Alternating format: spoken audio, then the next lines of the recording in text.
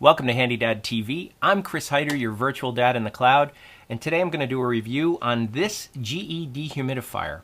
This is model number APEH70LW.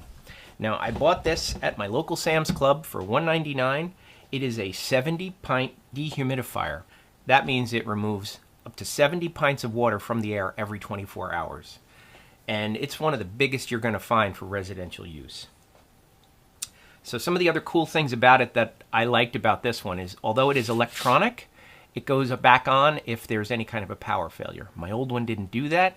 I'd come down to a damp basement a couple of days after the power goes out, and I'd have to go over and turn it on myself. So I didn't like that. So I definitely wanted one that would go back on automatically. So if you're new to the dehumidifier realm, a dehumidifier is basically like an air conditioner built in. What it does is it actually has a coil in there that gets really cold, and it pulls your warm air across that cold coil, and it causes the condensation on the coil, which pulls moisture out of the air. And that condensation drips down into a tank or a bucket.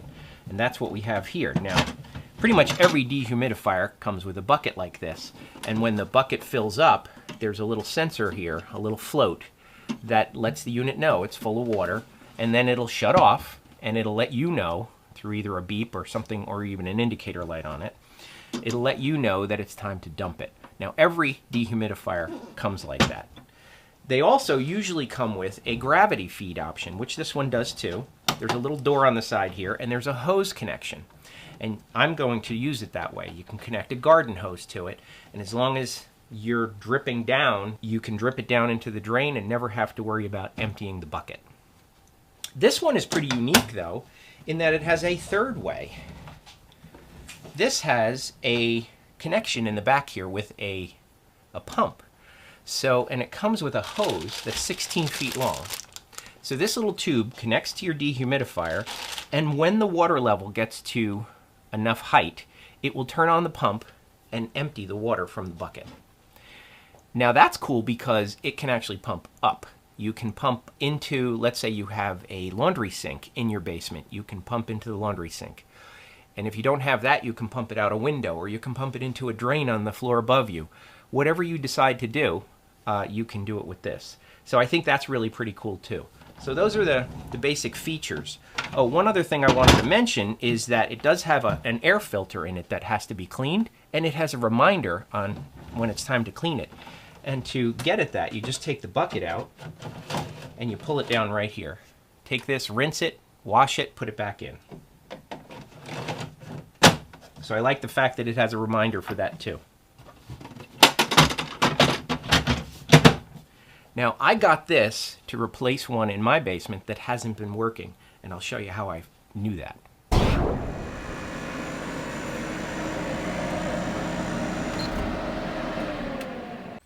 Okay, just had to turn that off because it is so noisy. That is my old Kenmore 50-pint dehumidifier. And what I hate about this one is if the power goes out, you have to come down here and turn it back on. So that's something I hate. This thing has been running for weeks on end, and it is 68% humidity. Usually it gets down to around 50 or less. And so that's how I know it's going. It is not producing the cold the way that it used to, and that's how I know it has to be replaced. Here you can see the old one next to the new one, and they're pretty much the same size, but the new one is a lot heavier.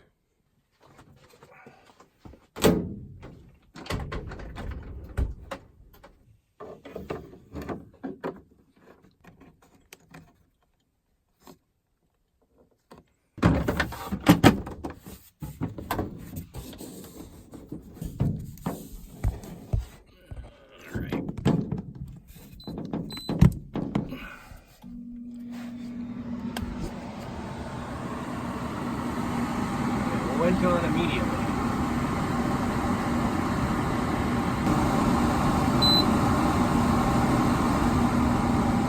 That's medium.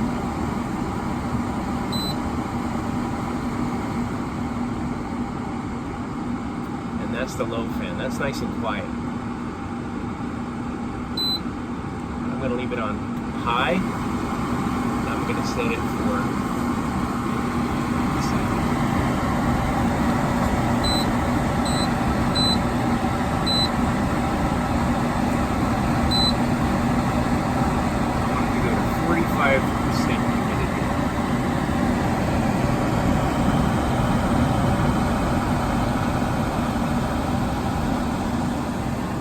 2 hours later.